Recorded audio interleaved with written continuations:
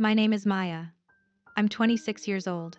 And the morning of my wedding, my future mother-in-law walked into my bridal suite holding a pair of scissors and said, quote, "I think we need to make some adjustments to help you look more appropriate for our family photos."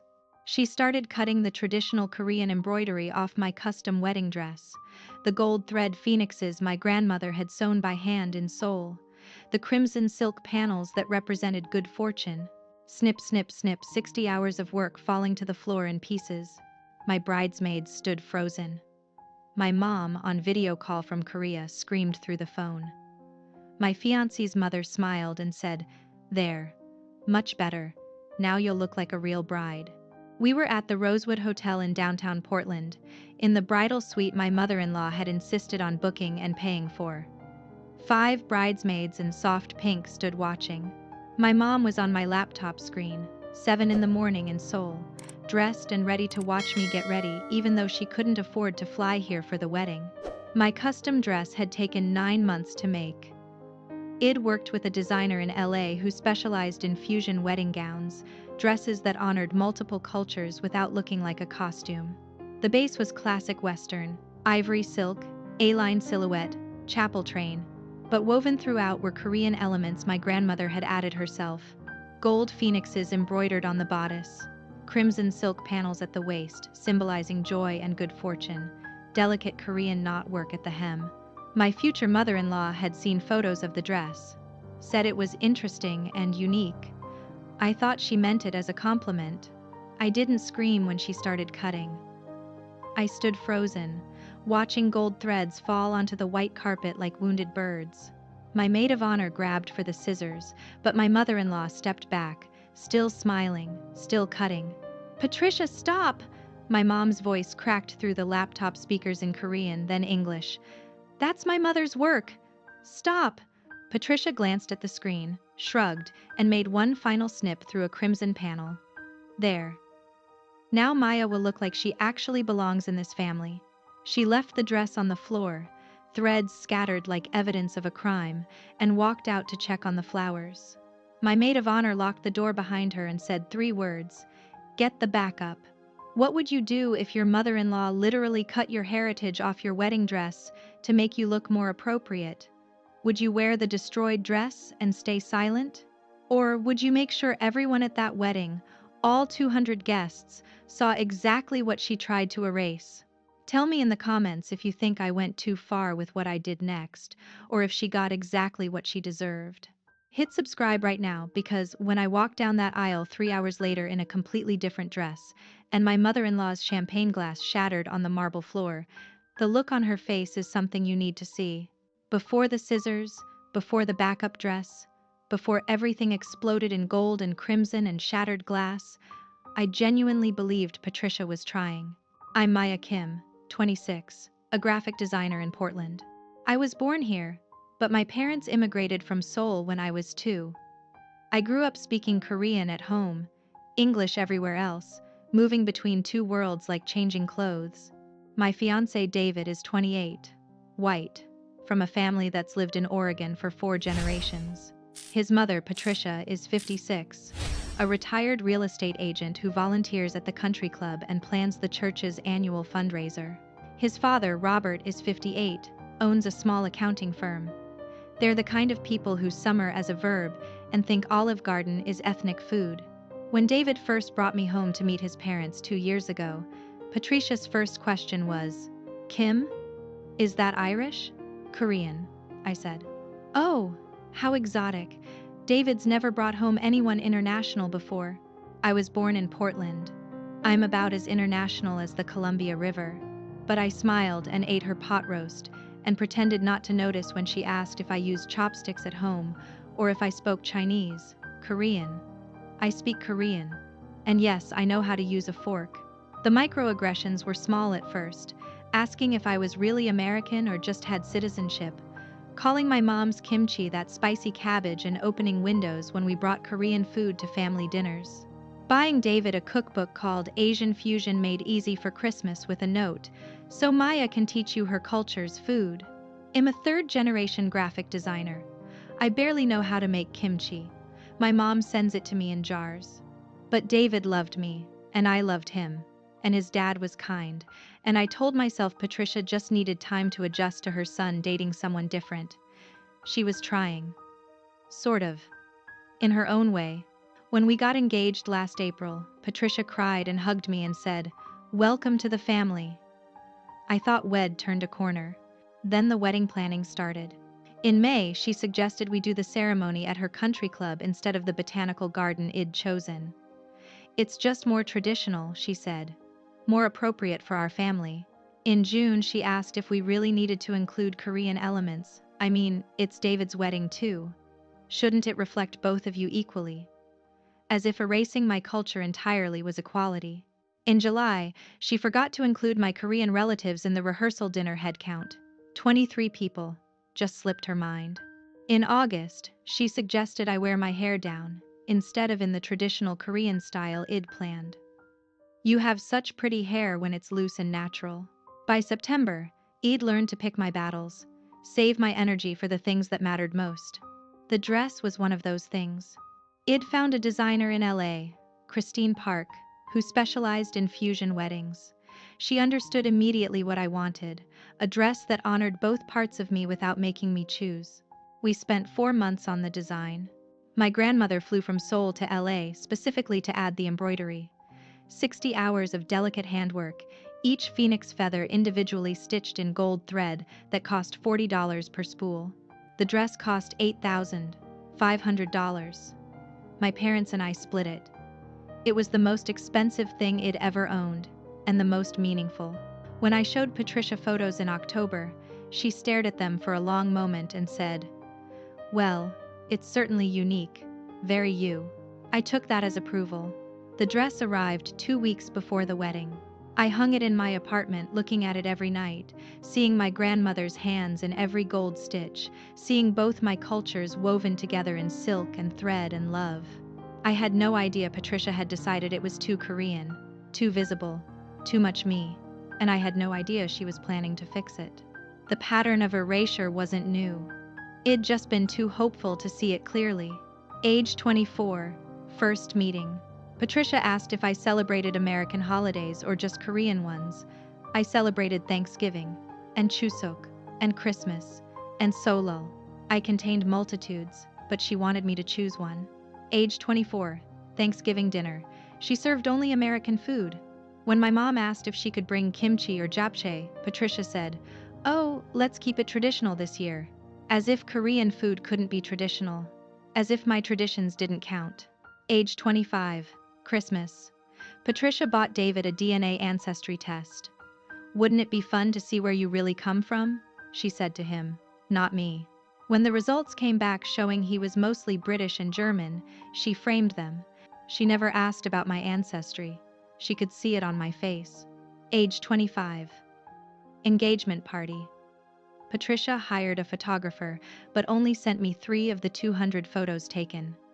In all 3, I was partially cut off or blurred in the background. David's white ex-girlfriend from high school was in 47 photos, properly framed and smiling.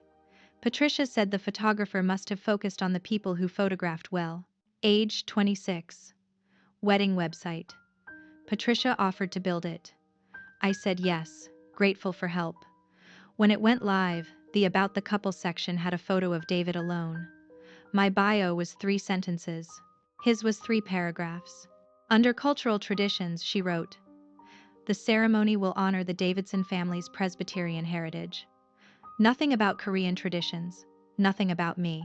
I asked her to add information about the Paebaek ceremony, the traditional Korean wedding ritual where wed bow to elders and receive blessings. She said, "Do we really need to confuse guests with that? Let's keep things simple." Simple meant white. Simple meant erasing me. Age 26, dress shopping. Patricia insisted on coming to my final fitting in LA. She brought David's aunt and 2 of her friends. When I came out in the dress, she tilted her head and said, "It's very detailed. Are you sure you don't want something simpler? More classic?" "This is classic," I said. "Korean and Western together." "Right. But will it photograph well? All that busy embroidery?" The embroidery my grandmother had spent 60 hours sewing by hand. Busy. She took photos of me in the dress. I found out later she'd posted them in her private Facebook group with the caption, "My future daughter-in-law's wedding dress?" Thoughts? 14 comments suggested I should wear something more traditional, or less ethnic, or appropriate for a church wedding. Age 26. 1 month before wedding. Patricia texted me an article titled, "How to Handle Cultural Differences in Mixed Marriages." The key points highlighted: be willing to compromise, don't force your culture on others, remember you're joining their family. I wasn't joining their family. We were creating a new one that included both of us. But Patricia had already decided I needed to be less Korean and more Davidson, less gold phoenixes and crimson silk, more simple, more appropriate, more white. Age 26, 2 weeks before wedding. Patricia asked if I was really going to wear that dress. I said yes. She said, "Well, it's your choice, but I hope you know it might look odd in the family photos." Odd. My heritage was odd. Age 26, 1 week before wedding. Patricia offered to pay for the bridal suite at the Rosewood Hotel. "My treat," she said. "I want you to have a perfect morning." I thought it was a peace offering, a sign she was accepting me, dress and all. I didn't realize she was planning something else entirely. Age 26, wedding day morning, 8:47 a.m. Patricia walked into the bridal suite. I was in my robe, hair and makeup done, about to put on the dress. She was carrying a small bag. "I brought some things to help you get ready," she said, smiling. My bridesmaids thought she meant jewelry or a veil or some mother-in-law gift. We had no idea she'd brought scissors. And we had no idea that in 3 hours, those scissors would be evidence in the most viral wedding revenge story of the year. Sitting on the floor of that bridal suite, surrounded by gold threads and ruined silk, I finally understood what I'd been refusing to see for 2 years. Patricia didn't want a Korean daughter-in-law. She wanted David to marry someone white, someone simple, someone who fit into her country club world without making anyone uncomfortable. Someone whose heritage didn't show up in embroidery and family photos and future grandchildren's faces. My maid of honor, Sarah, knelt beside me, carefully gathering the cut pieces. "Maya, we need to call the police. This is destruction of property. $8,000 of property. And assault," my bridesmaid Jennifer added. "She was a lawyer. She came at you with scissors. That's threatening behavior." My mom's voice came through the laptop, shaking with rage and heartbreak. "I'm calling your father. We're getting the next flight. Well, sue her. Well, cancel the wedding. You don't marry into a family like this." But I didn't want to cancel the wedding. I loved David. This wasn't his fault. Had been getting ready with his groomsmen, had no idea his mother had just destroyed months of work and my grandmother's legacy. I wanted to marry him. I just didn't want to let Patricia win. Sarah's phone buzzed. She glanced at it and her eyes went wide. "Maya, we have a problem. Patricia just posted a photo of your destroyed dress on Instagram." She turned the phone to show me. There was my dress, spread on the floor, gold threads scattered. The caption, "Sometimes last-minute alterations are necessary. Helped my future daughter-in-law simplify her dress this morning. Much better. Hashtag mother-in-law knows best. Hashtag wedding day. Hashtag blessed. 43 likes already." Comments from her friends. "You're such a good Mill. How sweet of you to help. It looks better already." She'd posted evidence of her crime and framed it as helping me. That's when something shifted inside me. From heartbreak to cold, calculated fury. I looked up at Sarah. "Do we still have the backup plan?" See, here's what Patricia didn't know.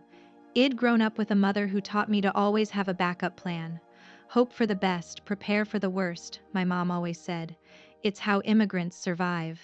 It's how you protect yourself in a world that wants you to be smaller, quieter, less visible. 3 months ago, when Patricia first started making comments about my dress being too much, I'd started preparing. Just in case she tried to control this one thing I'd refused to compromise on. I'd ordered a second dress. Not a backup wedding dress. A statement. I'd contacted a traditional Korean hanbok designer in LA, the same one who'd made my dress for my grandmother's 80th birthday. I'd sent her my measurements and explained what I needed, a wedding hanbok that would make Patricia's country club friends stare. That would make it impossible to pretend I was anything other than proudly, beautifully, unapologetically Korean. The designer had delivered it 2 weeks ago. It was hanging in Sarah's hotel room, 3 floors up. Wed called it Plan B. Sarah grinned. Oh, we have the backup plan. Then let's use it. My mom stopped crying. Maya, yeah, what are you thinking? I'm thinking, I said in Korean, then switched to English so my bridesmaids could understand, that if Patricia wants me to look appropriate for her family photos, I'll give her exactly that. I'll show everyone exactly who I am. Jennifer's face split into a smile. You're going to wear it. The hanbok. I'm going to wear it. My mom started laughing, then crying again, but this time with pride. Your grandmother would love this. Sarah was already texting the other bridesmaids. How long do we have? I checked my watch. Ceremony started at noon. It was 9:15, 2 hours and 45 minutes. That's enough time, Jennifer said.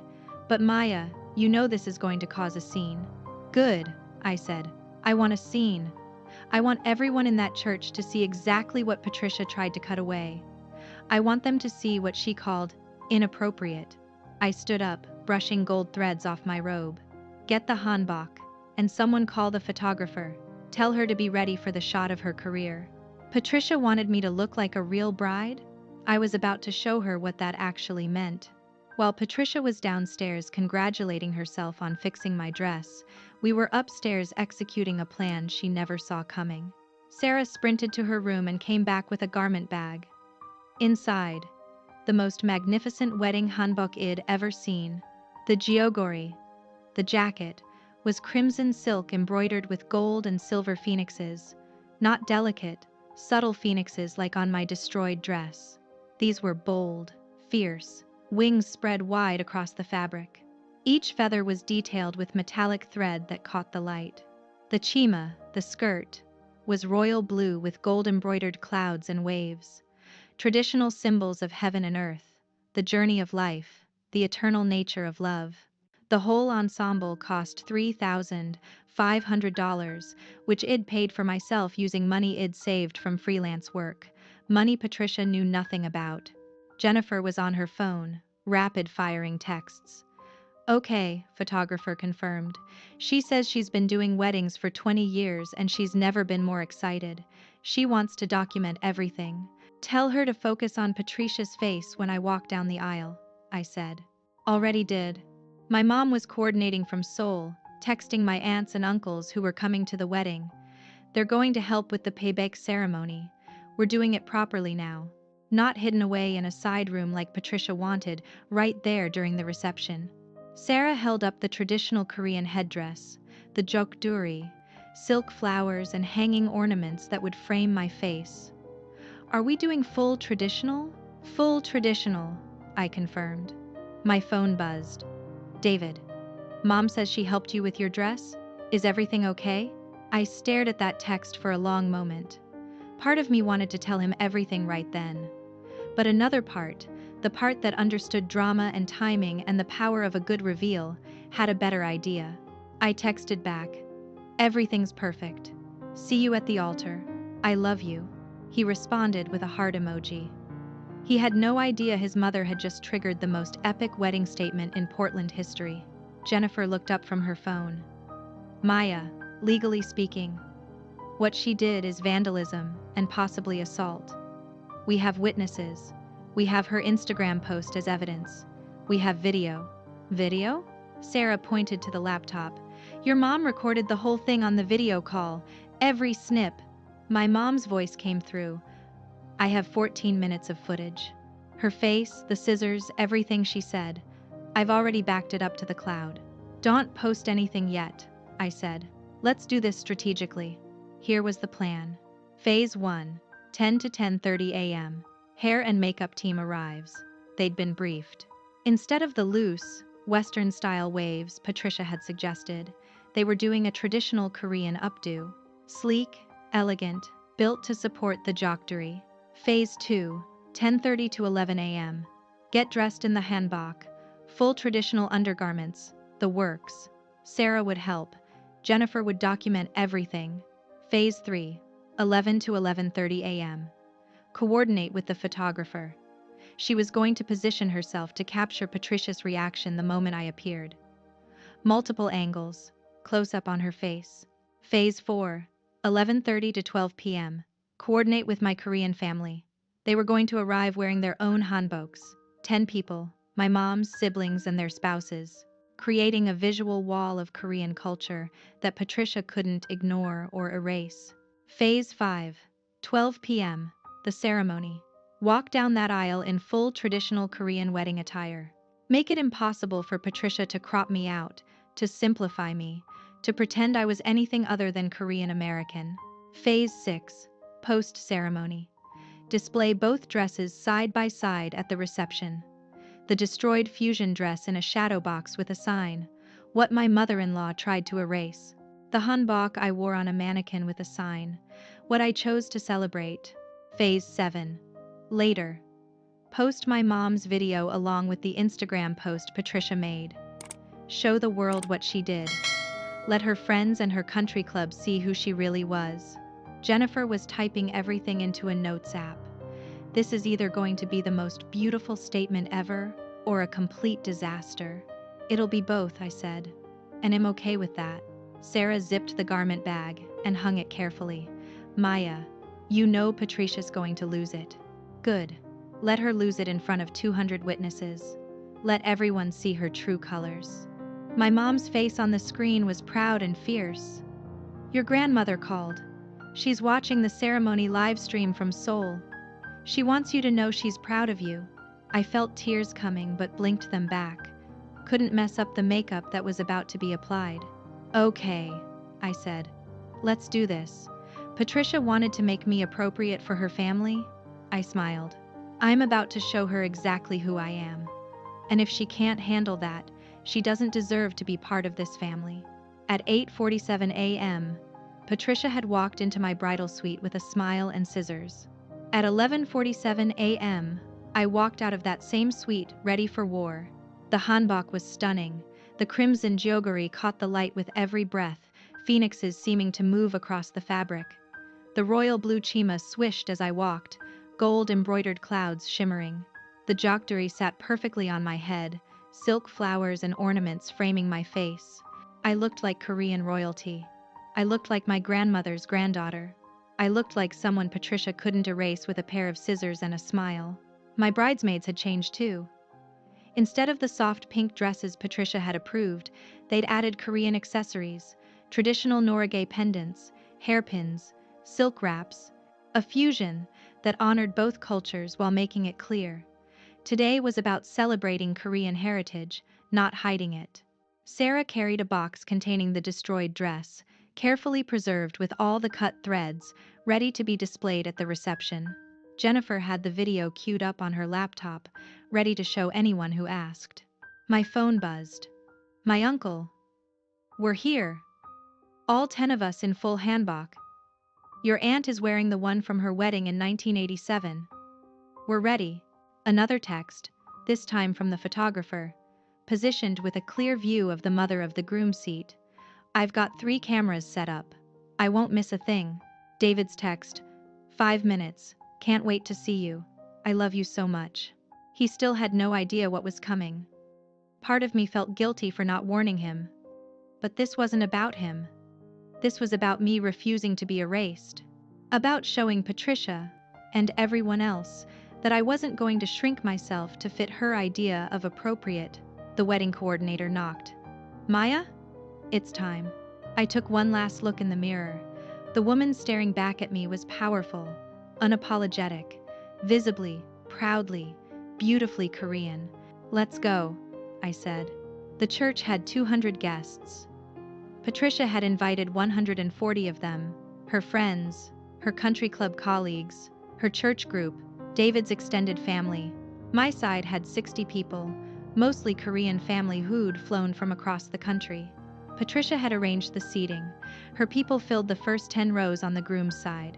My Korean relatives were relegated to the back on the bride's side. Shed never expected me to change that dynamic. Shed never expected me to become impossible to ignore. I waited in the vestibule with my father. He wore a traditional Korean groom's hanbok in muted colors. Head surprised Patricia by walking me down the aisle in that instead of the Western suit Shed seen him in earlier. Through the doors, I could hear the string quartet playing Pachelbel's canon, Patricia's Choice. Shed vetoed the Korean traditional music id suggested for the processional.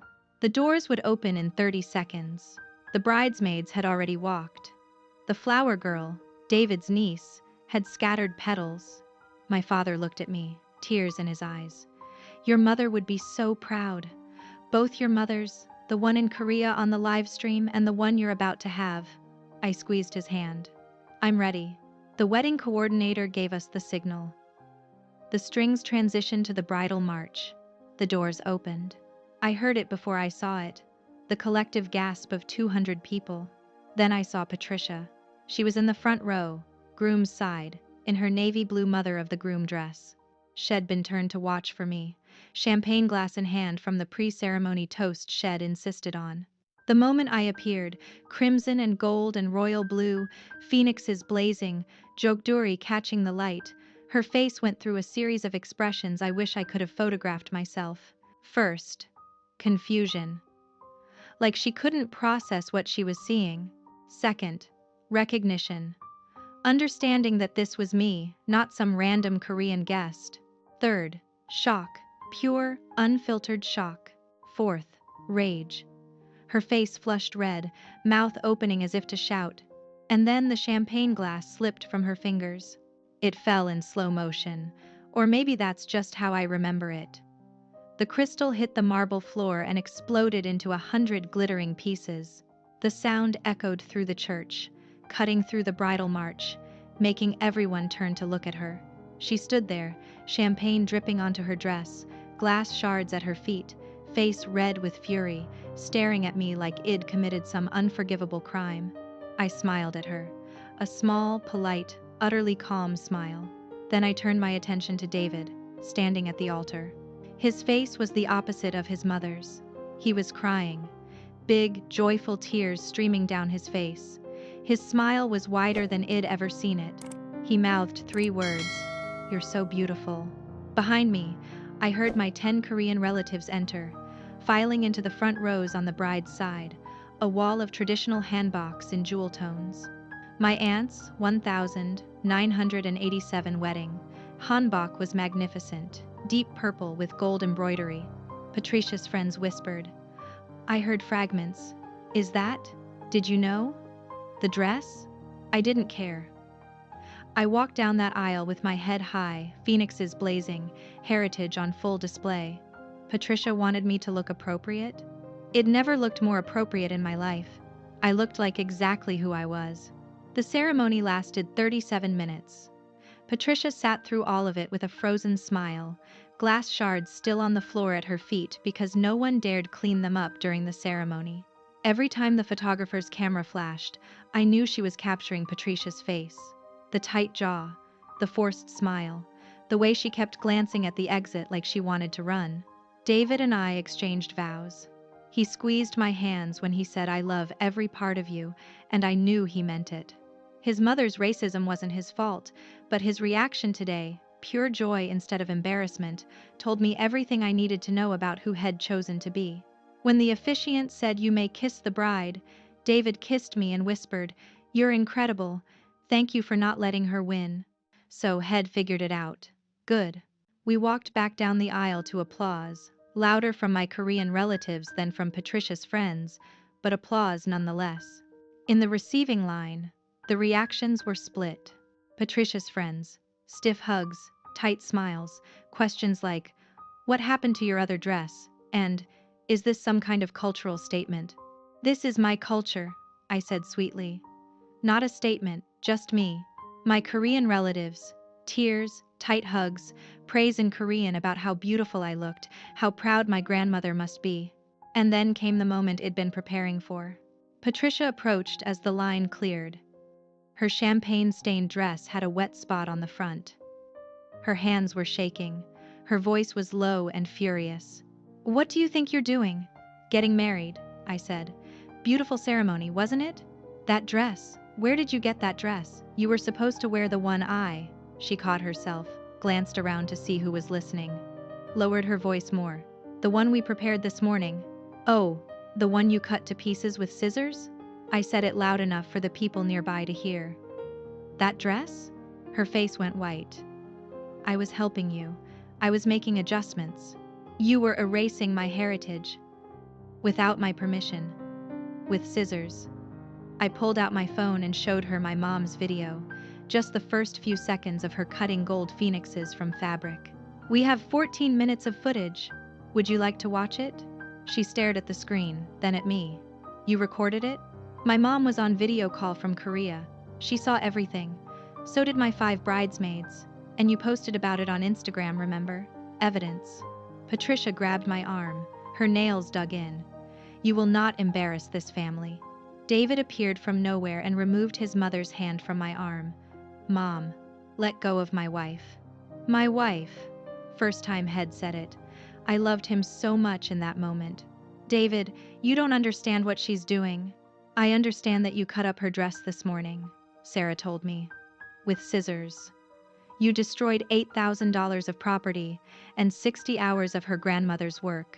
His voice was quiet but steel hard. We'll talk about this later. Right now, you're going to go to the reception and smile and not cause a scene. I'm not causing a scene. She's the one. Mom. He looked at her with an expression I'd never seen on his face before. Disappointment. Not now. She left, heels clicking on marble, leaving a trail of dropped champagne glasses and broken expectations. At the reception, Wed arranged everything exactly as planned. In the center of the room, 2 mannequins stood side by side. The first displayed my destroyed wedding dress. The fusion dress I'd planned to wear, the gold phoenixes cut away, the crimson panels severed. A shadow box at the base held all the threads Patricia had cut, preserved like evidence. A sign read, "What my mother-in-law tried to erase." The second displayed a replica hanbok, not the one I wore, but another traditional wedding hanbok. A sign read, "What I chose to celebrate instead." Guests circled them, reading the signs, putting 2 and 2 together. The whispers grew louder. Then the photographer projected images on the screen set up for toasts. First, Patricia, walking into the bridal suite with scissors. Second, her cutting the dress, smile on her face. Third, gold threads falling. Fourth, her Instagram post, caption visible, "Sometimes last-minute alterations are necessary." Fifth, my mom's face on the video call, screaming in Korean. Sixth, the destroyed dress on the floor. Then the images switched. Seventh, me in the hanbok, radiant and proud. Eighth, walking down the aisle. Ninth, Patricia's face at the moment she saw me, shock and rage clear. 10th, the champagne glass hitting the floor. 11th, me and David at the altar, him crying with joy. 12th, my 10 Korean relatives in their hanboks, a wall of cultural pride. The room was silent. Then someone started clapping. One of David's cousins, then another, then my entire Korean family stood and applauded. Half the room joined. Patricia's half stayed seated, uncomfortable and confused. Patricia stood in the corner, navy dress still stained, watching as her attempt to erase me became the centerpiece of the wedding. My maid of honor, Sarah, handed me a microphone for the toasts. I had 7 minutes of things to say, and Patricia was going to hear every word. I stood at the front of the reception hall, hanbok still perfect, jokduri catching the light. David held my hand. 200 faces watched me. I could have let it go, smiled, said thank you, sat down. But that's what Patricia had counted on my whole life. Me being polite. Me keeping quiet. Me shrinking myself so she'd feel comfortable. Not today. I want to thank everyone for being here to celebrate our marriage, I started. This day has been unexpected, but perfect. Polite laughter. People were nervous, unsure what was coming. Many of you noticed that I'm not wearing the dress you might have seen in photos. The fusion dress I'd planned for months. The one my grandmother spent 60 hours embroidering by hand in Seoul. I paused. That's because this morning, at 8:47 a.m., my mother-in-law entered my bridal suite with a pair of scissors and cut that dress to pieces. Gasps. Whispers exploded. Patricia started to stand, but David's father Robert put his hand on her shoulder, holding her down. She said she was making adjustments to help me look more appropriate for family photos. She cut off every piece of Korean embroidery my grandmother had sewn. The gold phoenixes, the crimson silk panels, everything that showed my heritage. I pulled out my phone and held it up. We have video evidence, 14 minutes of footage. We have her Instagram post where she bragged about simplifying my dress. We have 5 witnesses, and we have the destroyed dress itself, which you can see displayed behind me. Patricia finally stood. This is ridiculous. I was helping her. The dress was too much, too busy, too Korean, I interrupted. That's what you meant. Too visibly Korean. I never said that. You didn't have to. I looked at David's father.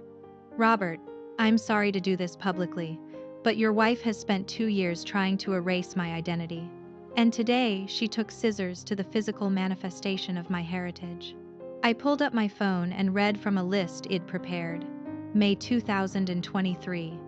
Patricia asked if I really celebrated American holidays or just Korean ones. Like I had to choose. Thanksgiving 2023.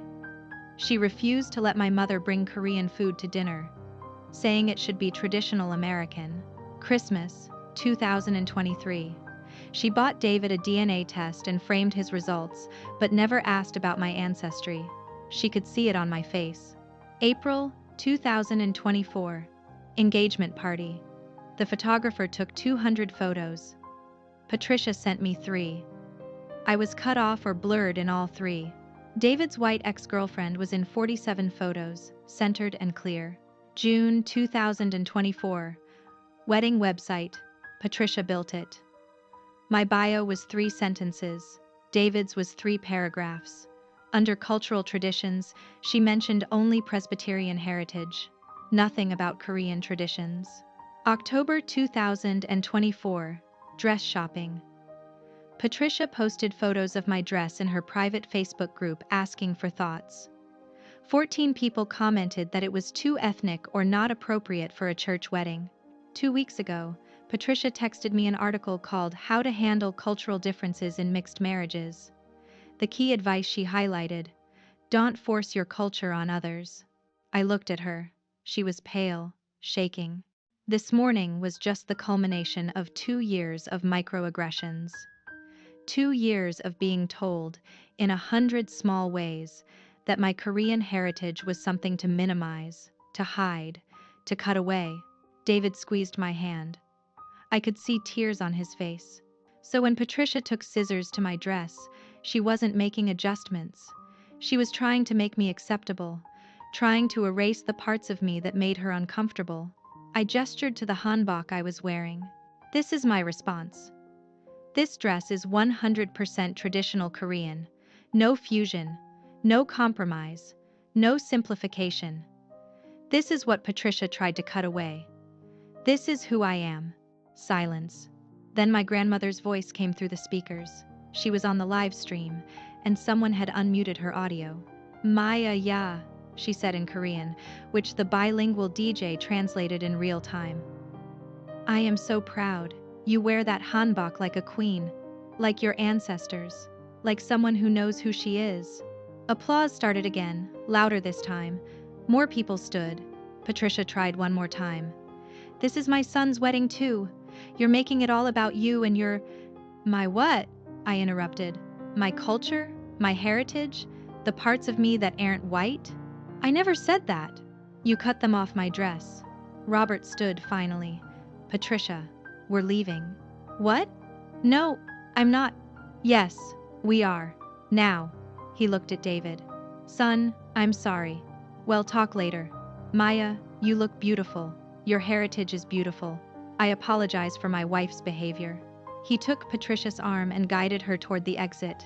She resisted, trying to speak, but he kept moving. At the door, she turned back. You'll regret this, making a spectacle. Embarrassing us in front of everyone. I called after her. The only thing embarrassing is what you did this morning. And everyone knows it now. The door closed behind them. The room was silent for 3 seconds. Then the DJ, God bless him, started playing traditional Korean wedding music mixed with modern beats. My Korean relatives rushed the dance floor. David's cool aunt followed. Then his cousins, then more people. David turned to me. Are you okay? I'm perfect, I said. She's gone. We're married, and I didn't have to hide. He kissed me, right there in front of everyone. The photographer captured it. Me in my crimson and gold, him in his tux, the destroyed dress and the triumph dress both visible in the background. The picture that would later go viral and change everything. The consequences started before the reception ended. Patricia's Instagram post, the one where Shed bragged about simplifying my dress, began accumulating different kinds of comments. Wait, you cut her dress? Without permission? That's destruction of property. And racist. This woman cut Korean embroidery off her DIL's dress and thought she was helping? My mom posted the full 14-minute video to YouTube at 6 p.m. Title: Mother-in-law destroys daughter-in-law's wedding dress to erase Korean heritage. By 8 p.m., 50,000 views. By midnight, 400,000 views. By the next morning, 2.1 million views. Day 2, Sunday. David and I were on our mini honeymoon. Wed postponed the real one when his phone started exploding. Text from his Aunt Linda. Your mother is calling everyone saying Maya attacked her at the wedding. She's claiming the destroyed dress photos are fake. Thought you should know. Text from his cousin Sarah. Mom's country club is asking questions. Someone sent them the YouTube video. Text from his brother. Dad's moved into a hotel. Hez talking about separation. Mom's losing it. Email from the photographer. I've never had wedding photos go this viral. Every media outlet is requesting permission to use them. Do you want me to send the standard release forms? Wed expected fallout. We hadn't expected this. Day 3, Monday. Local Portland news picked up the story. Wedding dress destroyed, in act of cultural erasure. Bride's response goes viral. They interviewed me via Zoom. I kept it simple. My mother-in-law took scissors to my wedding dress because it had Korean embroidery. I wore a traditional Korean hanbok instead. That's my heritage, and I'm not going to hide it, the reporter asked. Some people are saying you could have handled this privately. What do you say to that? She made it public when she posted on Instagram bragging about cutting my dress. I just showed people what she actually did. By afternoon, the interview had been picked up by 3 major networks. Day 4, Tuesday. Patricia's country club asked her to resign from the board. The email, which Robert forwarded to David, cited behavior inconsistent with our community values of respect and inclusion. Her church group, the one where she organized the annual fundraiser, asked her to step back from leadership, given the current situation and public attention. 5 of her closest friends called David asking if the story was true. When he confirmed it, 3 of them stopped speaking to Patricia. Week 2. The cut dress became a symbol. Korean American influencers shared the story. Asian heritage organizations reached out asking to display the destroyed dress at cultural events. A museum in LA requested it for an exhibit on cultural erasure and identity. Patricia left 5 voicemails for me. I listened to none of them. David listened to one and deleted the rest. She's not apologizing, he said. She's justifying. Saying you overreacted, that she was trying to help. Robert filed for legal separation. The paperwork cited irreconcilable differences and fundamentally different values.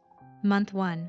My grandmother's video from the live stream, her calling me a queen, her pride in my choice, was edited and shared across Korean social media.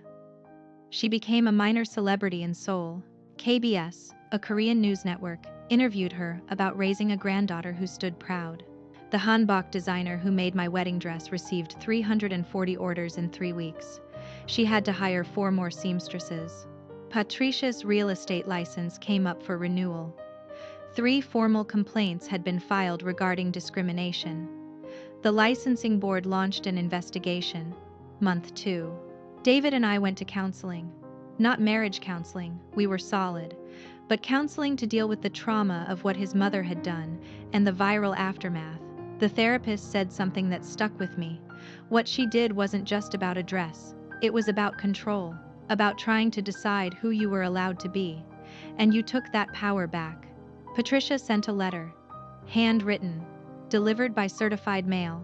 Dear Maya, I'm sorry that my actions on your wedding day caused you distress. I was trying to help you fit in with our family and didn't realize how it would be perceived. Perhaps we can move past this and find a way forward. Love, Patricia. I read it 3 times. I'm sorry my actions caused you distress, not I'm sorry I destroyed your dress. Trying to help you fit in, still implying I didn't belong. How it would be perceived, not acknowledging what she actually did was wrong. I showed it to David. What do you want to do? He asked. Month 3. I wrote back. 1 sentence. Patricia, I'll consider reconciliation when you can say these words. I was wrong to cut your dress. I was wrong to try to erase your Korean heritage. I am sorry. Until then, we have nothing to discuss. She never responded. Month 6. David's father finalized the divorce. Head met someone new, a Korean-American woman who owned a gallery in Portland. The irony was almost too perfect. My destroyed dress went on display at the Portland Art Museum in an exhibit called Threads of Identity, Immigration, Heritage, and Belonging. 300,000 people saw it in 3 months. Each one saw the cut phoenixes, the severed crimson silk, the scattered gold threads. And each one saw the photo next to it. Me in my hanbok, radiant and whole. Patricia never apologized. But the world knew what she'd done, and that was enough. Some stories have redemption arcs. This isn't one of them. Year 1. Patricia doubled down. She hired a PR consultant to manage the narrative. The consultant quit after 2 weeks when Patricia insisted the real story was that Id manipulated her by having a backup dress all along. She started a blog called A Mother-in-Law's Truth, where she claimed the dress was cheaply made and falling apart. It cost $8,500. She was preventing a wardrobe malfunction. By cutting it to pieces, Id staged the whole thing for social media attention. I didn't post anything, my mom did. The hanbok was cultural appropriation of my own heritage. What? 14 people followed the blog. 3 were spam bots. David went no contact at the 6-month mark. She'd shown up at our apartment at 2 a.m., drunk, screaming about how I'd stolen her son and ruined her reputation. Police escorted her away. We filed a restraining order. It was approved. Year 2. Patricia lost her real estate license. The investigation had found 3 documented cases of her steering clients away from ethnic neighborhoods and discouraging buyers of color from looking at homes in traditional areas. She blamed me. Sent emails, violating the restraining order, claiming Id weaponized cancel culture against her. Each email extended the restraining order by another 6 months. Robert remarried. His wife Jennifer, the Korean-American gallery owner, was kind, thoughtful, and everything Patricia wasn't. She asked about my heritage, learned Korean phrases, came to my mom's 60th birthday celebration wearing a beautiful hanbok Jennifer had bought herself. At the reception, Jennifer pulled me aside. Robert told me what happened at your wedding. I want you to know. That took courage. To refuse to be erased. I liked Jennifer. Patricia posted on Facebook that her ex-husband was betraying his own race by marrying an Asian woman.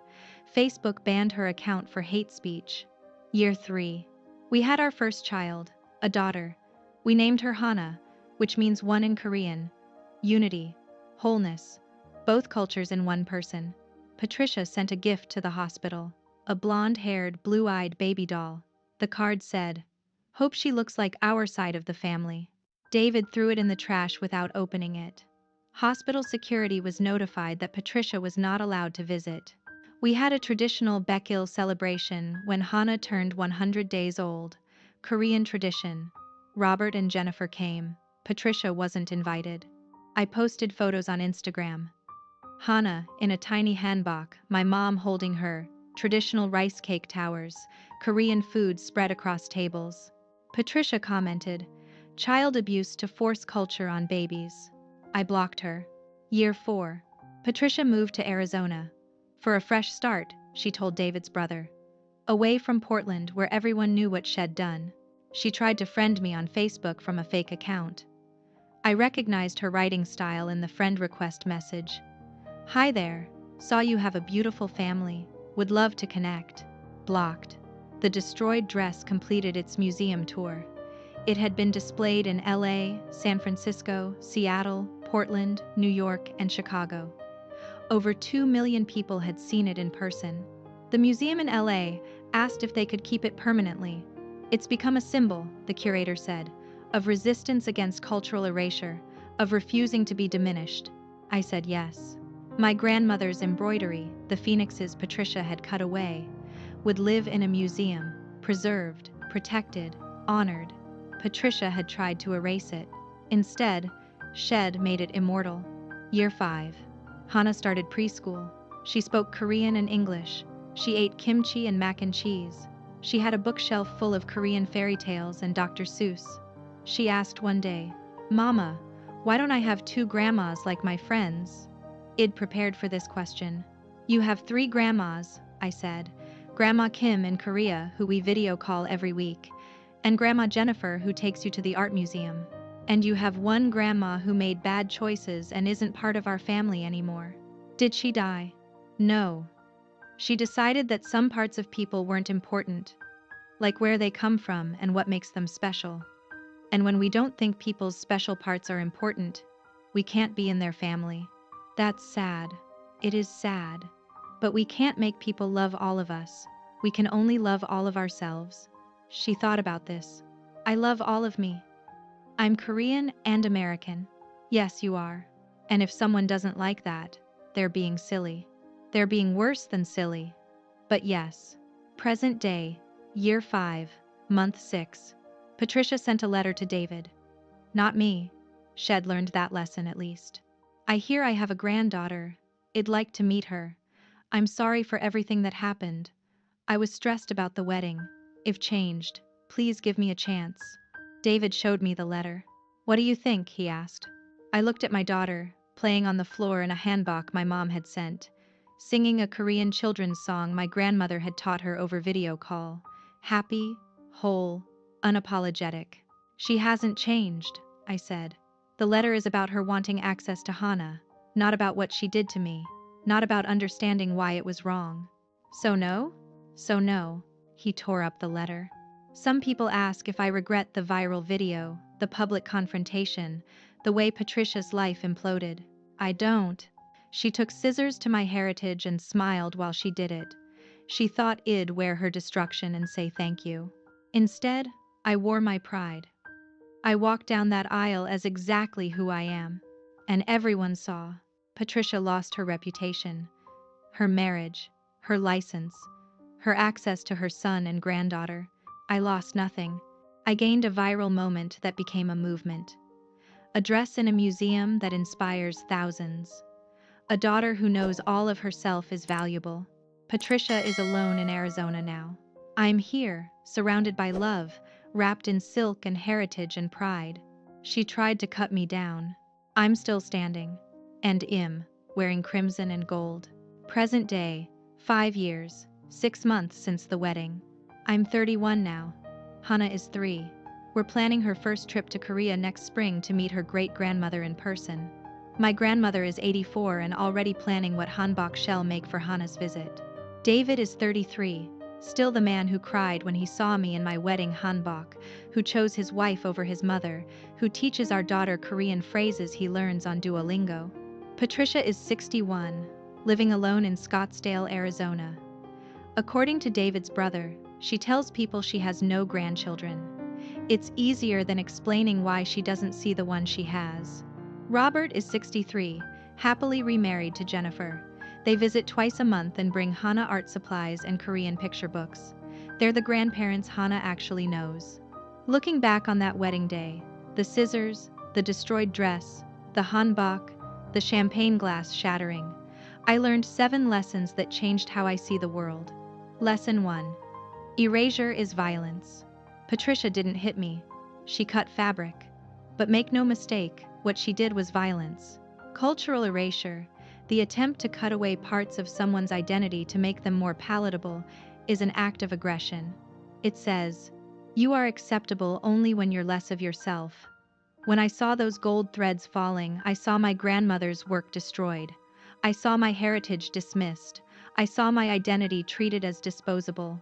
That's violence, even if it leaves no bruises. Lesson 2. Documentation is power.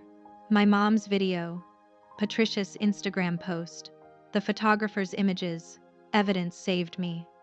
When Patricia tried to rewrite history, tried to claim she was helping, we had receipts, 14 minutes of footage, screenshots, witnesses. In a world where gaslighting is common, where abusers rewrite narratives, documentation is self-defense. Record, screenshot, save. Evidence tells the truth when liars want. Lesson 3. Silence protects abusers, not victims. People told me to handle it privately, to not embarrass the family, to be the bigger person. That's code for accept mistreatment quietly. I went public because private conversations hadn't worked. 2 years of gentle corrections, hurt feelings, quiet requests for respect had changed nothing. Patricia destroyed my dress and posted about it on Instagram. She made it public first. I just showed people the truth behind her filter. Lesson 4. Your heritage is not a compromise. Id spent 2 years trying to find middle ground. Fusion dresses, subtle cultural elements, Korean traditions hidden in side rooms. Trying to be Korean enough for my family and white enough for Patricia's. The destroyed dress taught me, there is no compromise with erasure. You can't negotiate with someone who wants you to be less of yourself. I wore the hanbok, 100% Korean, 0% apology, because I finally understood that my culture isn't something to tone down. It's something to celebrate. Loudly. Lesson 5. Choose allies who choose you. David could have asked me to keep the peace, to wear the destroyed dress, to not make a scene at his mother's expense. Instead, he stood beside me and told his mother to leave when she couldn't accept who I am. Robert divorced Patricia rather than defend her racism. Jennifer, who owed me nothing, learned Korean phrases and bought her own hanbok to honor my culture. Real allies don't ask you to shrink, they grow to meet you where you stand. Lesson 6. Consequences are not cruelty. Patricia lost her license, her marriage, her relationships, her access to her granddaughter.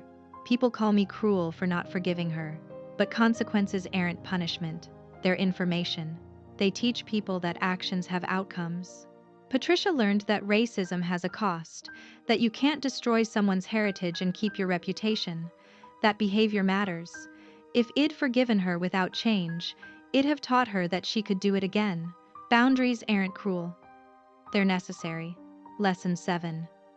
Your story matters. 2 million people saw my destroyed dress in museums. Millions more saw the video online. Thousands of people, especially mixed-race individuals, immigrants, children of immigrants, messaged me saying, "Thank you. I thought I was the only one. I thought I was overreacting. Your story helped me stand up for myself." That's the power of refusing to stay silent. Your story, your truth, your refusal to be erased, it echoes. It reaches people you'll never meet. It changes things. To anyone facing cultural erasure, microaggressions, or someone trying to cut away parts of your identity, you don't owe anyone a smaller version of yourself. You don't owe them silence. You don't owe them forgiveness without change. You owe yourself the truth of who you are, all of it, unapologetically. And if someone can't love all of you, they don't get access to any of you. I walked down that aisle in crimson and gold.